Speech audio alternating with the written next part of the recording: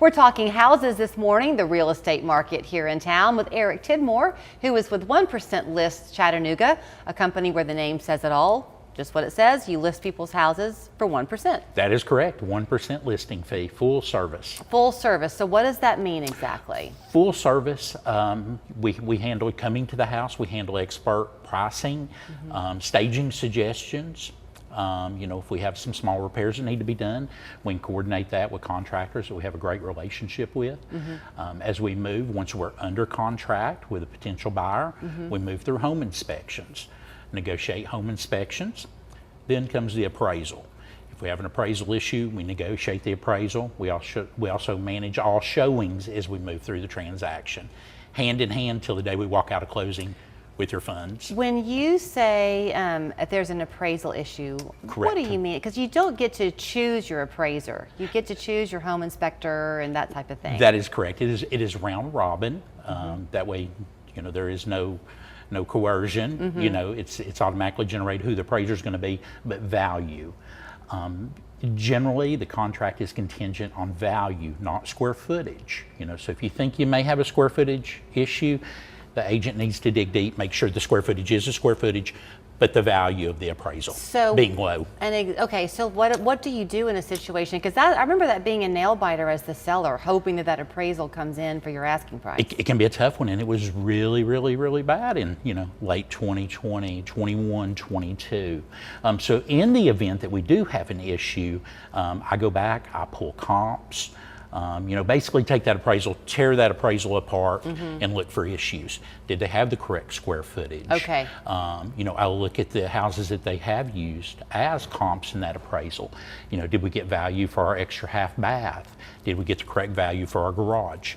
And then you do an appeal? That is correct. That is correct. And how long does that appeal take? Generally within about 5 days. So it's not a very lengthy process? No, not at all. Not at all. It does not slow closing down. Okay. Typically we can get that done fast enough that if it goes our way, we're in good shape. Okay, so let's talk about days on the market. What's the standard these days? 54 days on the market. Okay, that's pretty quick. It is. It's manageable. When I started in real estate, it was about 60 days. That was many, many years ago. So you do a lot with your contracts with your clients where you don't ask them to sign on for a very lengthy time. That is correct. We do 90-day agreements.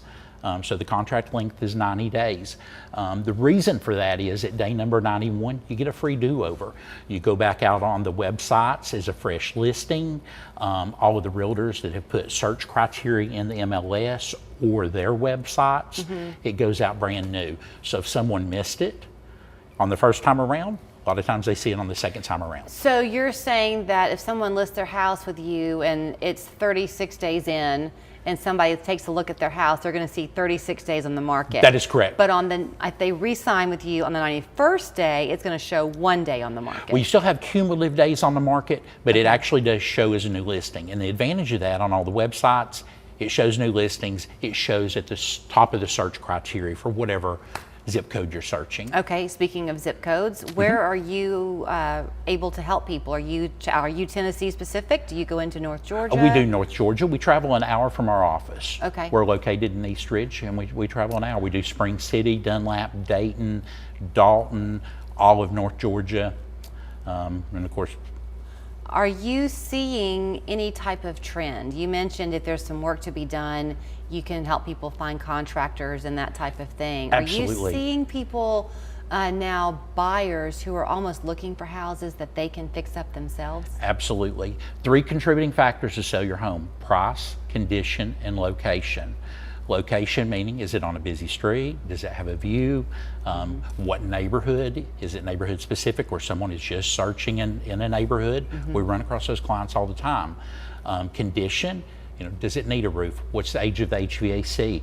Or does it just need updating? Does it just need, some carpet pulled out, some fresh paint? But I would think a lot of buyers are aware that prices are already higher than they were a few years ago. Absolutely. They might be more interested in putting the work into their new home over time, but keeping their mortgage costs low than having that on the front end and then having to uppay.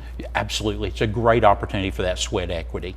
Buy a house that needs updating, over 4, 5, 6 years, your home is still appreciating. And then the seller still gets the benefit because they're not putting the work in up front either. Absolutely, absolutely. That's back to that condition. Right. You know, depending on the condition, that reflects the price. Well, here is where you can find Eric and his team. It's 1% List Chattanooga. Sell41.com is their website, but if you want to give them a call, it's 355-LIST. That's 355-5478. 54 days from now, your house could be sold. Absolutely.